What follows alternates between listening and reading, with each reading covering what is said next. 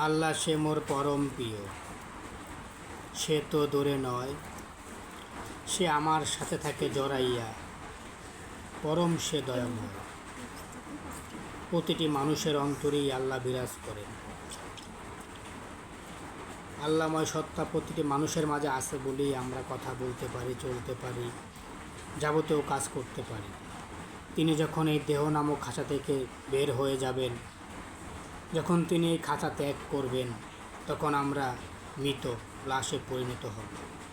তখন আর এই দেহের কোনো মূল্য নাই। তাই দয়াময় যখন এই দেহেই বসবাস করেন, তিনি থাকতেই সেই পরম সত্তাকে খুঁজে বের করতে হয়। আর এর জন্য আল্লাহর ওলিদের সান্নিধ্যে যেতে হয়। তাদের মাধ্যমে সেই পরমের সন্ধান লাভ করা হয়। সবাই ভালো থাকবেন। জয় মুর্শিদ।